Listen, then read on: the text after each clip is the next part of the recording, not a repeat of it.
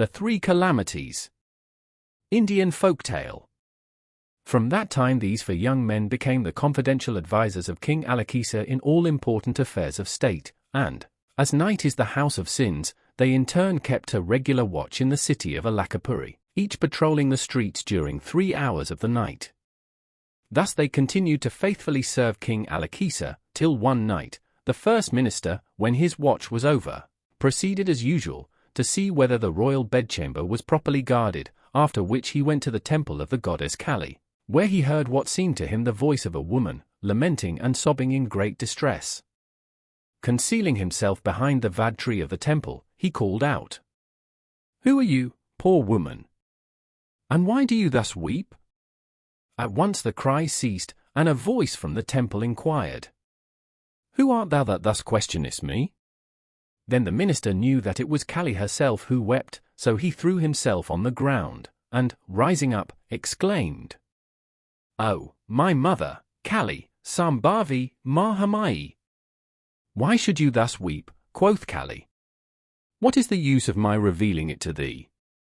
Canst thou render any assistance?" The minister said that, if he had but her favor, there was nothing he could not do. Then the goddess told him that a calamity was about to come upon the king, and fearing that such a good monarch was soon to disappear from the world, she wept. The thought of such a misfortune caused the minister to tremble. He fell down before the goddess, and with tears streaming from his eyes besought her to save him. Kali was much gratified to observe his devotion to his master, and thus addressed him, "Know, then, that your king will be in danger of 3 calamities tomorrow, any one of which will be sufficient to cause his death.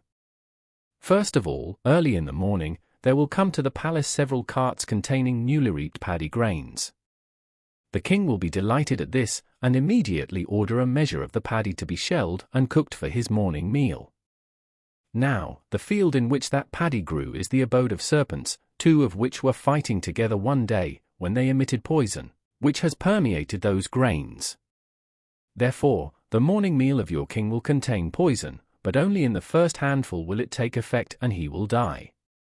Should he escape, another calamity is in store for him at noon. The king of Vijayanagara will send tomorrow some baskets of sweetmeats. In the first basket he has concealed arrows. King Alakisa, suspecting no treachery, will order the first basket to be opened in his presence, and will meet his death by that device. And even should he escape this second calamity, a third will put an end to his life tomorrow night. A deadly serpent will descend into his bedroom, by means of the chain of his hanging bed, and bite him. But, should he be saved from this last misfortune, Alakisa will live long and prosperously, till he attains the age of 120 years. Thus spake Kali, in tones of sorrow, for she feared that the king would lose his life by one of these 3 calamities. The minister prostrated himself on the ground, and said that if the goddess would grant him her favor he was confident he could contrive to avert all the threatened evils from the king. Kali smiled and disappeared, and the minister, taking her kind smile as a token of her favor, returned home and slept soundly. As soon as morning dawned, the first minister arose, and having made the customary ablutions, proceeded to the palace. He took care to reveal to no one the important secret communicated to him by the goddess, not even to his 3 colleagues. The sun was not yet 2 Gaikars, an Indian hour equals 24 minutes. Above the horizon went several carts containing the finest paddy grains, specially selected for the king's use, came into the courtyard of the palace. Alakisa was present, and ordered a measure of it to be at once shelled and cooked. The coming in of the carts and the king's order so exactly coincided with Kali's words, that the minister began to fear that he was quite unequal to the task of averting the fatality, yet the recollection of the smile of the goddess inspired him with fresh resolution, and he at once went to the palace kitchen and requested the servants to inform him when the king was about to go to dinner.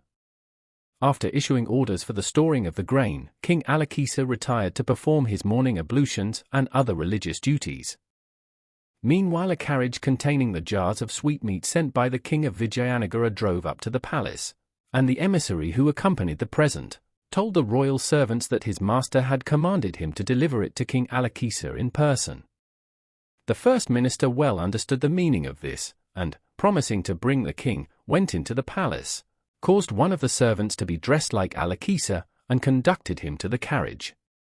The officer of the Vijayanagara king placed the first jar before the supposed Alakisa, who at once opened it, when lo! There darted forth several arrows, one of which pierced his heart, and he fell dead on the spot. In an instant the emissary was seized and bound, and the officers began to lament the death of their good king. But the fatal occurrence spread rapidly through the palace, and soon the real Alakisa made his appearance on the scene. The officers now beheld one Alakisa dead and fallen to the ground, pierced by the arrow, and another standing there alive and well. The first minister then related how, suspecting treachery, he brought out a servant of the palace dressed like the king, and how he had been slain in place of his royal master. Alakisa thanked the minister for having so ingeniously saved his life, and went into the palace. Thus was one of the three calamities to the king averted by the faithful Bodhaditya. When it was the hour for dinner, the king and his courtiers all sat down, with the exception of the first minister, who remained standing, without having taken a leaf for his own use. The king, observing this, with a smile pointed out a leaf to him, but Bodhaditya would not sit. He wished to be near the king and to abstain from eating on that occasion. So the king allowed him to have his own way. The food having been served on the leaves, the hands of all, including the king, were mingling the rice, ghee, and dal for the first course.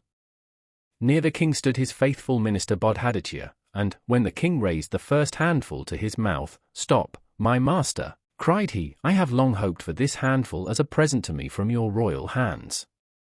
I pray you give it to me, and feast upon the rest of the rice on your leaf." This was uttered more in a tone of command than of request, and the king was highly incensed at what he naturally considered as insolence on the part of the minister. For such a request, especially when made to a king, is deemed nothing less than an insult, while to refuse it is equally offensive.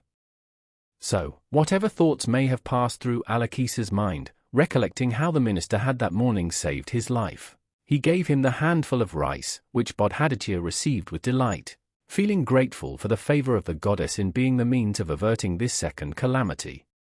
Far different, however, were the sentiments of the king and the assembled company. One and all declared Bodhaditya to be an insolent, proud fellow, but the king, while secretly blaming himself for having allowed him to use so much familiarity, suppressed his anger, in consideration of the important service the minister had rendered him. On the approach of night the heart of the first minister throbbed violently, for the third calamity predicted by the goddess was yet to be encountered. His watch being ended, before retiring to rest, he went to examine the royal bedroom, where he saw the light burning brightly, and the king and queen asleep side by side in the ornamented swing cot, which was suspended from the roof by 4 chains. Presently, he perceived, with horror, a fierce black snake, the smell of which is enough to kill a man, slowly gliding down the chain near the head of the queen. The minister noiselessly went forward, and with a single stroke of his sharp sword, cut the venomous brute in two. Bodhaditya, to avoid disturbing any person at such an hour of the night, threw the pieces over the canopy of the bed, rejoicing at having thus averted the third and last calamity. But a fresh horror then met his eyes. A drop of the snake's poison had fallen on the bosom of the queen, which was exposed in the carelessness of slumber. "Alas, sacred goddess," he muttered, "why do you thus raise up new obstacles in my efforts to avert the evil which you predicted? I have done what I could to save the king, and in this last attempt I have killed his beloved queen. What shall I do?"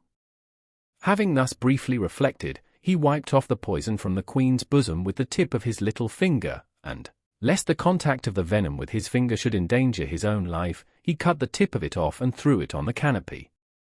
Just then the queen awoke, and perceiving a man hastily leaving the room, she cried, "Who are you?" The minister respectfully answered, "Most venerable mother, I am your son, Bodhaditya," and at once retired. Upon this the queen thought within herself, "Alas! Is there such a thing as a good man in the world? Hitherto I have regarded this Bodhaditya as my son, but now he has basely taken the opportunity of thus disgracing me when my lord and I were sound asleep. I shall inform the king of this, and have that wretch's head struck off before the morning." Accordingly, she gently awakened the king, and with tears trickling down her beauteous face, she told him what had occurred, and concluded with these words, "Till now, my lord, I considered that I was wife to you alone, but this night your first minister has made me doubt it, since to my question, 'Who are you?' he answered, without any shame, 'I am Bodhaditya,' and went away." On hearing of this violation of the sanctity of his bedchamber, Alakisa was greatly enraged, and determined to put to death such an unprincipled servant, but first to communicate the affair to his 3 other ministers. When the second minister's watch was over, he went to inspect the guard at the royal bedchamber, and Alakisa, hearing his footsteps, inquired who was there. "Your servant, Bodhachandra, most royal lord," was the reply. "Enter, Bodhachandra," said the king, "I have somewhat to communicate to you." Then Alakisa, almost choking with rage, told him of the gross offense of which his colleague the first minister had been guilty, and demanded to know whether any punishment could be too severe. Bodhachandra humbled himself before the king, and thus replied, "My lord, such a crime merits a heavy requital. Can one tie up fire in one's cloth and think that as it is but a small spark it will do us no harm? How, then, can we excuse even slight deviations from the rules of propriety? Therefore, if Bodhaditya be really guilty, he must be signally punished. But permit me to represent to your majesty the advisability of carefully inquiring into this matter before proceeding to judgment. We ought to ascertain what reasons he had for such a breach of the harem rules, for should we, carried away by anger, act rashly in this affair, we may repent when repentance is of no avail. As an example, I shall, with your majesty's permission, relate a story." The king having at once given his consent, the second minister began to relate the story of the honest but rash hunter and his faithful dog.